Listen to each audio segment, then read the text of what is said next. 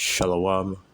All praises, honor, and glory unto Yahweh, Ba'asham Yahushai, Ba'asham Rakakodash. Double honor to the elders and the apostles of the great millstone, and salutations to all you sincere Akiam. Once again, it's your brother Abawan back again with another video through the spirit and power of Yahweh, Ba'asham Yahushai, Ba'asham Rakakodash. And yeah, we're already in that season, one of the biggest pagan festivals or pagan high holidays on the planet, which is your Christmas, okay? And it's really funny how you have these wacky-tacky Christians, trying to say that Christmas as a whole, the entire festival, all the celebrations, all the practices aren't pagan, when you can clearly trace each and every Christmas practice that you see.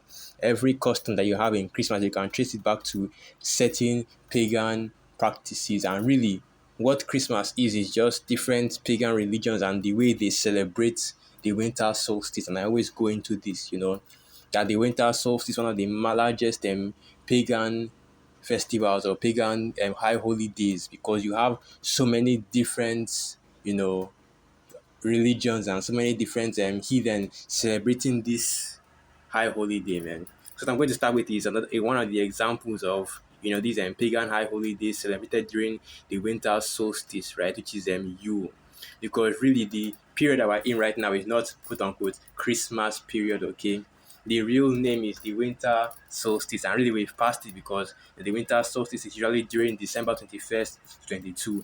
But it's like a whole period, and I actually got into this before, where you have the days are shorter, but the nights are longer. That's why you're noticing that, if you're in this street and you're observing, the Sabbath, you notice that Sabbath comes in a lot earlier than it does in every other time of the year. It's coming in right now, 6, 5 even, either, between 6 in the evening, 5 in the evening, even in some places. And that's because of the winter solstice, because now the days are shorter, but the nights are longer. And that's the period that we're coming into before we exit this winter solstice, where you now see that the days will now be longer again and the nights will be shorter again. So that's when your Sabbath will be coming in by 7 in the evening, right? 7 in the evening, I don't really know about 8, but let me just keep that 7 for the most part. And then it will actually loop back all over again. And the reason why you had so many celebrations during this winter solstice period is because these are the darkest times of the year. When the night comes in early, it's 6 a.m., 6:30, it's already completely dark outside. And the heathen, like the scriptures say, let's go to that. That is going to the book of Jeremiah, the 10th chapter, right? Because you always bring out these precepts. I want to get on Christmas, because that's really what this period is talking about. And it's not just about the Christmas tree, right? But it's also about all the practices that the heathen were doing during that time. Because it's not just the Christmas tree, the tree that they were decorating, right? But also different, this one is the one that you see here is an example of, what the heathen were doing during this winter solstice period. So this is the book of Jeremiah 10, verse 1. Hear ye the word of Yahweh, or hear ye the word which Yahweh speaketh unto you, O house of Israel. Thus saith Yahweh, learn not the way of the heathen, and be not dismayed at the signs of heaven, for the heathen are dismayed at them. Right, and so okay, an example of one of the signs of heaven is this winter solstice, where you have the days being shorter and the nights being longer, right? And because the heathen did not understand, what this rain means, and really all it just means that you are going from season to season. It's just an example, it's just a way for you to know, what period of the year it is. So just let you know that you are living the winter season, right? I don't really know how the 4 seasons work in, because right here in Nigeria and the other half watching your shine right here in Nigeria and really the equator, all right, this eastern part of the world, you only really have 2 seasons, the rainy season and the dry season. Right now we're in the dry season, Harmattan period and things like that. But I believe that after winter is fall then spring, if I remember correctly. So basically, it just shows that you're going from winter to fall and coming into spring. And really, spring is when the new year actually begins, because Esau puts his new year at, I think it's fall. Hold on, let me just make sure, because I can't really be acting all ignorant without knowing how the 4 seasons work. So this is something I should actually learned before, so lucky about that. And you see four seasons talking about the hotels and bands. Man, let me think. Four seasons of the year. That's what I'm looking for. Yeah, it is. All right. So for the four seasons, when do spring, summer, fall, and winter start and end? It depends on which definition you use and if you are north or south of the equator. Alright, so this is how it works. In most cultures, including all Western countries, okay, let me just start from the top. The four seasons. The Earth's axis is slightly tilted in relation to its orbit around the Sun. This is why we have seasons. In most cultures, including all Western countries, the year is commonly divided into four seasons: spring, summer, fall or autumn, and winter. Since the year has 12 months, each season lasts about 3 months. However, the dates when the season begin and end vary depending on whom you ask. Two methods are mostly commonly used to define the dates and seasons: astronomical and meteorological definition. Okay, so now we understand that this right now we're in the winter, so the next season coming up is spring.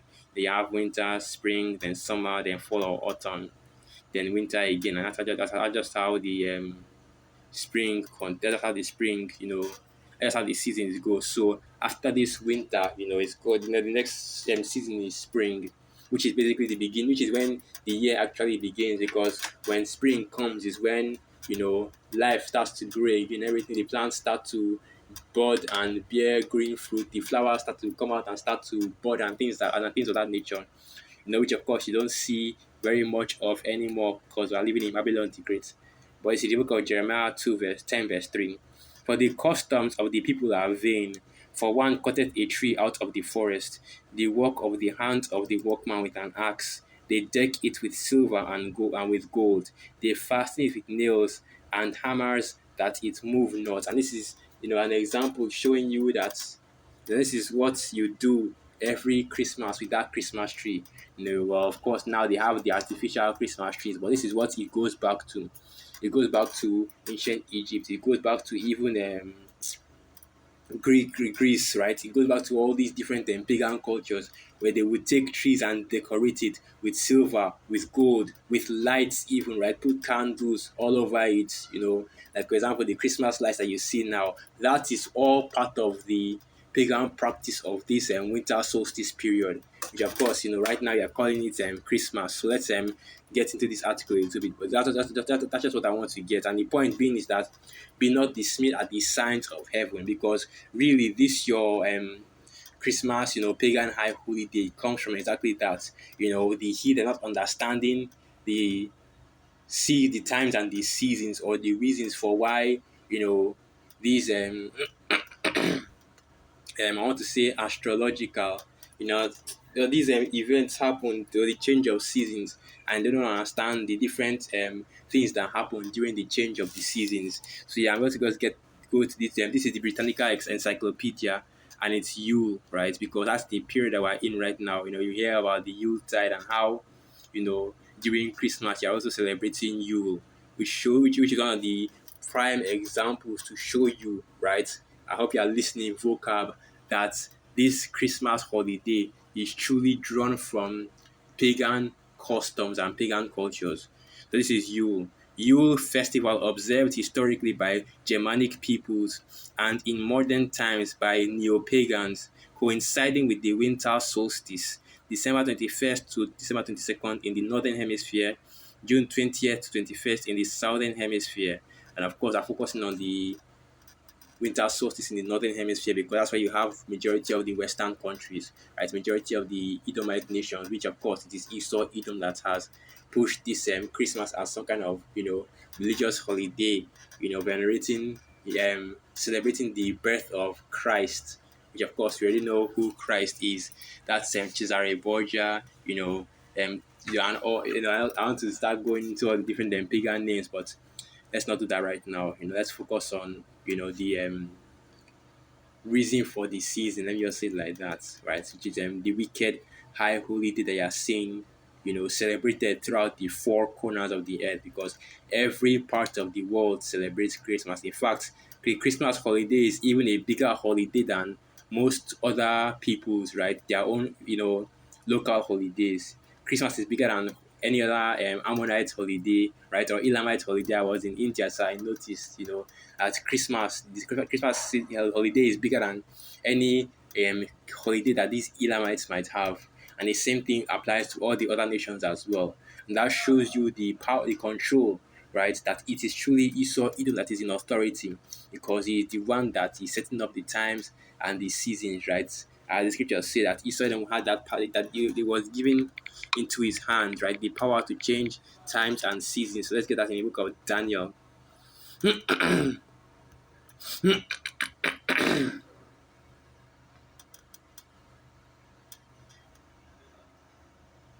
Or this is what I was thinking about.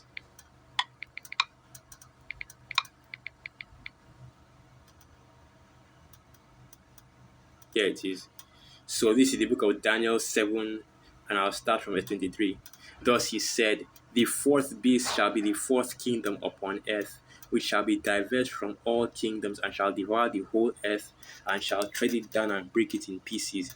And that fourth beast represents NATO and the EU, which is the kingdom of Esau Edom, rather the modern, kingdom of Esau Edom right now, which is a NATO and the EU, right? The seven and the red dragon with 7 heads and 10 horns, the Daniel 7 verse 24. And the 10 horns, see, out of this kingdom are 10 kings that shall arise, and another shall arise after them, and he shall be diverse from the first, and he shall subdue 3 kings. And the 10 kings, I don't really want to start naming them off head, but basically, I think it's the first 10 nations that form the EU, the G10, I believe. And that's your France, England, Luxembourg, Spain, Portugal, of course, Germany. If I start naming them all out now, I don't really have it off head, but you get the point. It's really 10 European nations, and the other that rose out of them is, of course, America, Babylon the Great, and it subdued Portugal, Spain, and Babylon. It's like England. Now, Daniel 7 verse 25, and this is the main point right here. And he shall speak great words against the Most High, and shall wear out the saints of the Most High, and think to change times and laws. And they shall be given into his hand until a time and times and the dividing of time. That's why you have Esau Edom being the one setting up the times and seasons on the earth.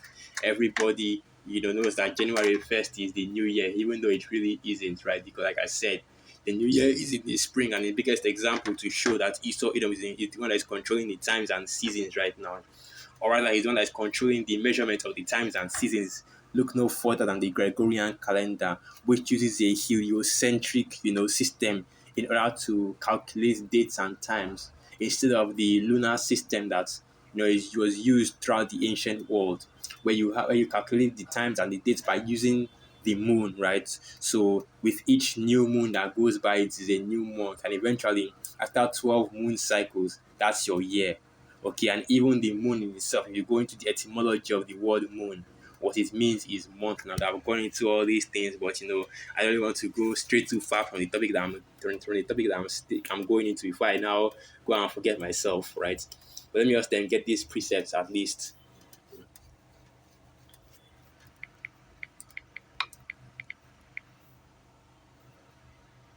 just to make sure I just get this point across. Let me just then get these precepts. Here we go. So this is the book of Ecclesiastes.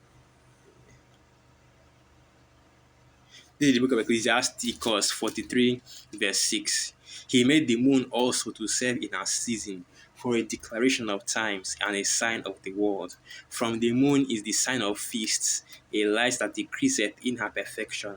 The month is called after her name, increasing wonderfully in her changing, being an instrument of the armies above, shining in the firmament of heaven. Right, so the moon was made to be a measurement of the times and dates in the passing of each month. Okay, and that is how and because Esau Edom is in power, and this devil, he subverts, he turns everything upside down. Now we've gone from using the moon to calculate date and time, to using the sun, which is why you have your dates and times. And if you are going by the scriptures, if you are going by the lunar calendar, it's all janky, it's all messed up, right? And you have the calculation of this and time is all messed up. That's why you have, in Asia, in the Asias, right? In Asia, Salakia, you have the Chinese New Year, right? Which is during the spring. I believe that February or March or so, because they are, for the most part, they still have those customs of following the lunar calendar. So let's go back to this Britannia article to continue on.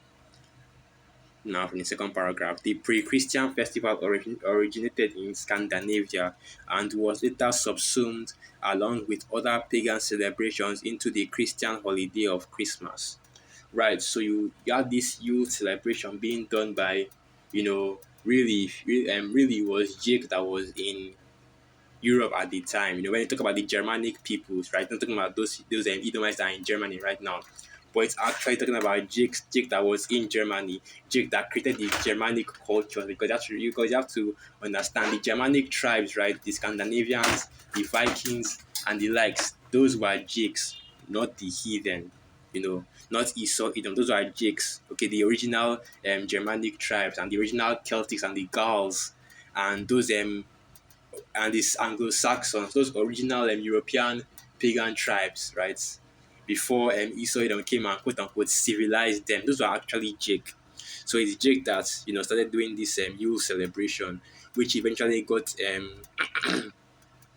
adapted into Christianity. So continuing on, some modern celebrations of Yule attempt to recreate ancient traditions, while others have been adapted to or reimagined to suit contemporary personal and religious practices. Right, and this is really what Wakitaki plantation Christianity is.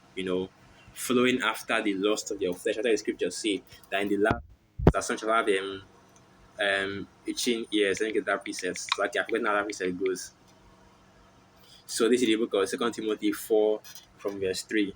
For the time will come when they will not endure sound doctrine, but after their own lusts shall they heap to themselves teachers having itching ears, and they shall turn away their ears from the truth and shall be turned unto fables. Right, and an example of the fable is that our Lord Yahushua was born during the winter period, December 25th. They give you the exact date, like there was a December when our Lord Yahushua was alive. Was the date of our Lord Yahweh's birth not determined by, by the Council of Nicaea? And even more than that, the scriptures never command or give that command that our people would celebrate the birth of our Lord Yahweh, right? So not taking away from the significance of the life our Lord Yahweh lived, but the scriptures never said, to celebrate that. Of course, we celebrate the Passover, and we also remember, the last Passover that our Lord Yahweh did with the disciples. We celebrate that. We celebrate all the other high holy days. The Purim and the Hanukkah that was added after Moses set up the, first high holy days, the Day of Atonement, Feast of Weeks, the what do they call it? But the memorial blowing of the trumpets, the Passover, and other holidays like that. You now have the Purim and the Hanukkah that was added, after that. If we were supposed to celebrate the birth or the death of our Lord Yahushua, the scriptures would clearly say that, but it does not, right? And really, where this idea of celebrating Christmas comes from is not scriptural, right? As the scriptures say, that is in the book of Isaiah, the 28th chapter from the 13th verse, that your fear unto the Most High is taught by the precepts of men. And let me get this precept. Let me get this. I think it's Isaiah 29. So like I think it's Isaiah 29. This is something I've gotten about. This is yeah, it is Isaiah 29 verse 13. And so like this has been a long time since I've gotten this. I got a little excited because one of the first precepts I ever learned. Isaiah 29 verse 13. Wherefore Yahweh said, for as much as these people draw near me with their mouth and with their lips to honor me, but have removed their hearts far from me, and their fear toward me is taught by the precepts of men. Right, so the reason why you're celebrating this Christmas, why you're keeping this holiday and calling it the birth of JC is because of the precepts of men. And really, Christmas has, Christmas has even devolved. It's no longer celebrating JC. Now it's just a mixture of different pagan cultures that are being celebrated during this high holiday. Help me ask Vocab Malone, what a Christmas tree has to do with Christianity, right? Because I saw the video. You see, if you go to Vocab channel right now, they are defending, having a Christmas tree, putting it up, putting all those decorations on it, including the lights. So explain to us, Vocab, because you failed to do so in your video, what the reason why Christianity, right? Christians, okay, what part of the scriptures, what part of Christianity involves putting up a tree, and how is putting up that tree not idol worship? Imagine that you carry a tree, put it in your house, put lights on it, put decorations on it, talking about it's a Christmas tree, and you want to claim that isn't idol worship. Come on, man. Come on. Let's not be playing dumb here now. This is how these walkie-talkie Christians operate. They like to play and fake ignorant, and fake like they don't know what they are doing. Like they don't understand why something is wicked. It's wicked because, well, I'm giving you the reasons right now. You know, to continue on, Yule is one of the oldest winter solstice festivals, with origins among the ancient Norse thousands of years ago. Its roots are complicated and difficult to trace, although there are several theories about how and why the festival is celebrated. It is generally agreed that Yule celebrations began as a Norse festival called Jol. Through assessments of the purpose and traditions vary, like most winter solstice festivals, themes of light, fire, and feasting are common threads. Some historians think that sacrifices were an important part of the observance, either to the gods and other supernatural beings such as elves, or to the dead, or both. Now, another thing again, what do elves and Santa Claus have to do with Christianity? Because if you talk about Santa Claus now, and the origins of Santa Claus, and how it was, and how they developed that the whole Santa Claus persona, really was Coca-Cola in order to sell their products. Joker will still defend that because he's an agent, right? He's just here to sow discord, and really, all Christianity is just confusion, a stumbling that you smooth-brained, low-level Israelites fall into. Anyway, let's continue on. Then I just have to say that as an aside. In the harsh climate of northern Europe, most cattle were slaughtered before they could not because they could not be fed during the winter. Meat therefore was plentiful for a midwinter feast or to leave out as an offering. Some contend that the original festival was sort of Norse Day of the Dead, with the god Odin as a major player. Among Odin's many names was Jolnir. Among his many duties was acting as a god of the dead. However, this has been disputed in recent years. At least one historian posting that Jol was a New Year festival intended to set the tone for months ahead. Right, and really you see that this Yule festival, traces all the way back to idolatry.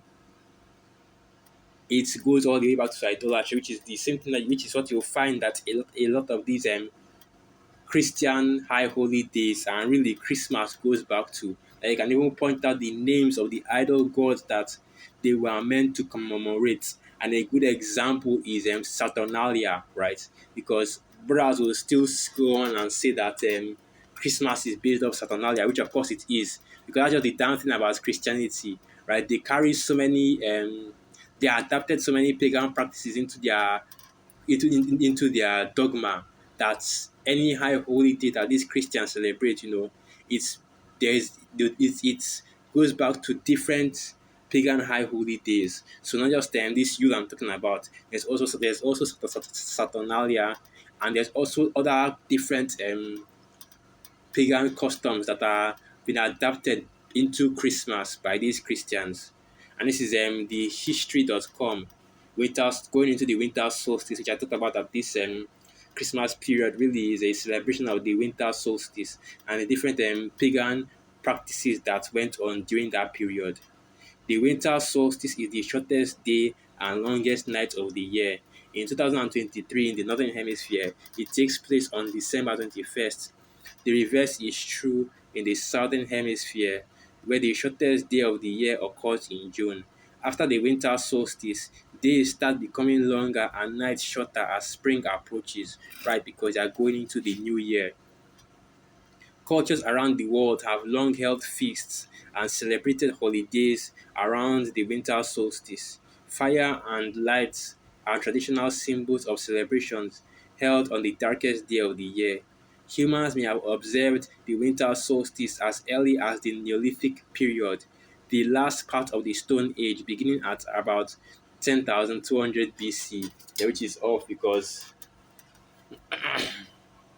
you know the which is off because human history isn't really that long, right?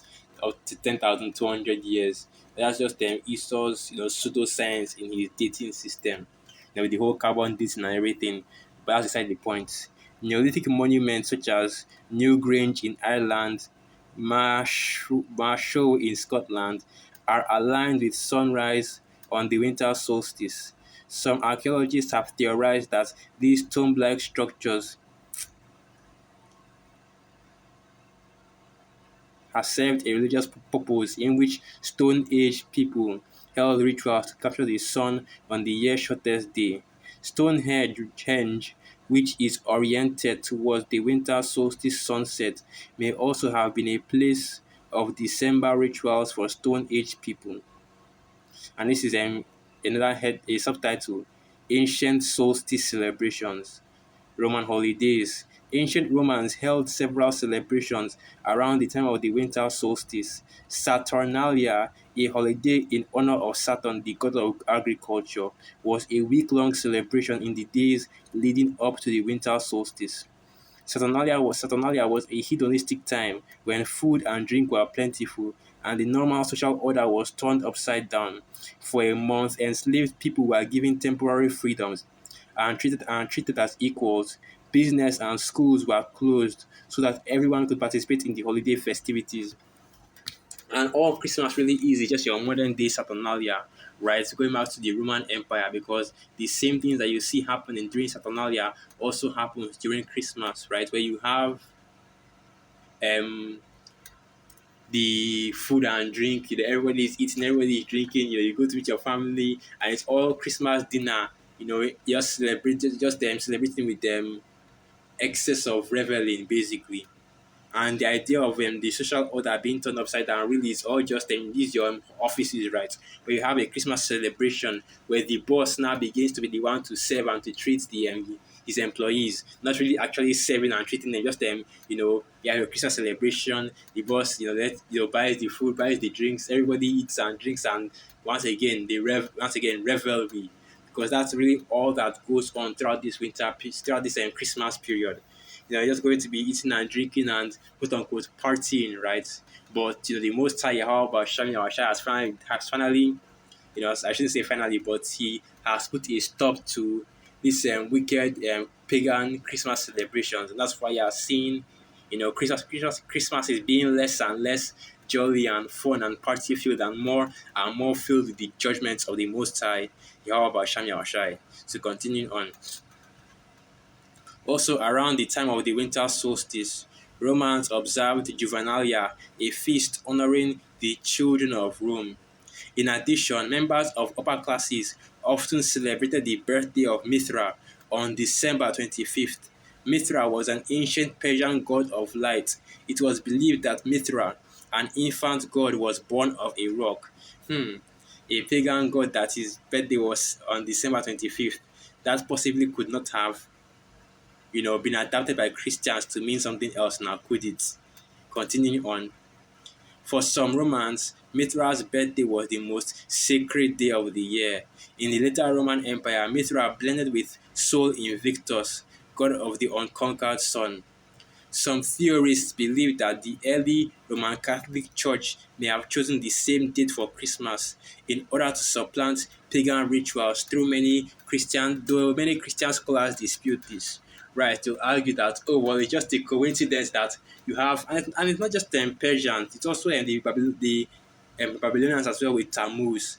You have, I think, the Egyptians also had something like this with Horus, right? Where you have the late December period, 25th, 26th, 27th, being the birth dates of their pagan god, right? Being basically one of their pagan gods. It's not just the Persians with Mithra, There are so many different cultures that do the same thing. And what Wakitake Christianity is claiming now is that, oh well, it's just a coincidence that JC, the date that was set up for Christmas happened to be the same as the date that all these other pagan religions also celebrate the birth of their own gods. Because once again, it should be made abundantly clear that our Lord Yahushai was not born on December the 25th or during the winter solstice period. Okay, let's continue reading. And now you, which of course you've already read this before. Um, Let me just read it again. The ancient Norsemen of Scandinavia celebrated Yule from the winter solstice through January in recognition of the, I think that's right, like what, the 12 days of Christmas. And hold on, let me read this. Let me think about this first. I think I need to get the calculator out right now. Already, I think that this is where you get the whole ideology of the 12 days of Christmas. Okay, it's even mentioned it right here. Let me just continue reading. In recognition of the return of the sun, fathers and son would bring home large logs, which became known as Yule logs. They would set one end of these logs on fire. The people would feast until the log burnt out, which could take as many as 12 days. Right, the 12 days of Christmas, and that's really where you get the practice of bonfires, right? Where you basically set up how the bonfires look. It's just stuff, sticks. You set up the firewood and then you just set it on fire. And it's really more of a Christmas, and that's a common practice during Christmas. Okay, continuing on, the Norse believed that each spark from the fire represented a new piglet or calf that would be born during the incoming year. I have another winter solstice celebration in Raimi. The Inca Empire paid homage to the sun god Inti at a winter solstice celebration called Inti Raimi, which the Incas were, that's the Northern Kingdom. Okay, Quick, quick, Quechua for Sun Festival in Peru. Like the rest of the southern hemisphere, the winter solstice takes place in June. The Incas fasted for 3 days before the solstice. Before dawn on the day of the solstice, they went to the ceremonial plaza and waited for the sunrise. When it appeared, they crouched down before it, offered golden cups of chica, a sacred beer made from fermented corn. Animals, including llamas, were sacrificed during the ceremony, and the Incas used a mirror to focus the sun's rays and kindle a fire. After the Spanish conquest of the Inca Empire in the 1500s, the Spaniards banned the Inti Raymi holiday. It was revived in the 20th century with mock sacrifices and continues to this day. And of course, you still have so many more to go into. You still have so many more different winter solstice practices that span across different nations. So let's do this. Saint Lucia's Day, the winter solstice tradition. Saint Lucia. Let's just go through the summary of all of them.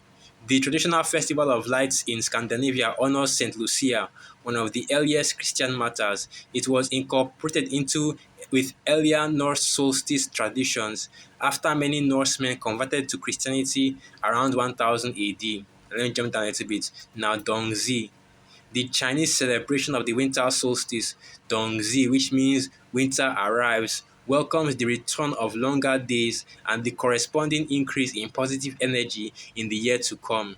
The celebration may have begun as a harvest festival where farmers and fishermen took time off to celebrate with their families. Today, it remains an occasion for families to join together to celebrate the year that has passed and share good wishes for the year to come. The next one is Toji. In Japan, the winter solstice is less a festival than a traditional practice centered on starting the new year with health and good luck. It's a particularly sacred time of the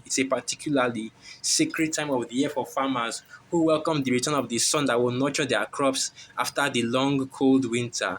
People light bonfires to encourage the sun's return. Huge bonfires born on Mount Fuji each December 22nd. I have another one, Yalda.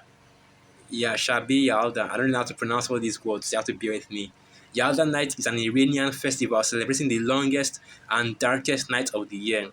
The celebration springs out of ancient Zoroastrian traditions and customs intended to protect people from evil spirits during the long night. Right, and that's another thing that you have, common across these heathen, where they believe that the nights of the winter solstice are somehow symbolic of some evil, right? Like something evil was going to happen if you didn't perform these festivals or perform these sacrifices for the pagan gods, which is once again, be not dismayed at the signs of heaven, for the heathen are dismayed at them. Once they see that the night is coming in earlier than usual, they begin to be frightened because they don't understand the reason for, the for these things, which is just really just a sign of the passage of seasons. When you see that, the sun is coming, you see that the sun is setting earlier and earlier than usual. That's when you know that, oh, we're getting into the winter is coming very soon, right? And continue on Shabe Yalda, which translates to Night of Birth. Iranians all over the world celebrate the triumph of the sun god Mithra over darkness. According to tradition, people gather together to protect each other from evil, burn fires to light their way through the darkness, and perform charitable acts. And I have Native American traditions. For the Zuni, one of the Native American Pueblo peoples in western New Mexico, the winter solstice signifies the beginning of the year. It's marked with a ceremonial dance called shalako. And let's see, okay, and then it sources, right? And you see that, a lot of different, the heathen, and even some of our people that were in that heathen mindset had different ways of celebrating this period of the winter solstice, which eventually, you know, it's all, Esau, joined all these practices together to make it, to make this Christmas celebration that you people are out, that you heathen and you two-thirds are celebrating in the world right now. Because really, all Christmas is just another pagan high holy day that was adopted by Wakitake plantation Christianity, right? It is not scriptural, it is not biblical, and it is not a high holy day that is ordained by the Heavenly Father, the Most High, Yahweh Basham Yahweh, but really all it is a pagan high holy day. And it doesn't matter how many, how many times vocab comes out to try to quote unquote call himself debunking or disproving, that Jeremiah 10 verse 2 isn't talking about Christmas trees but idols.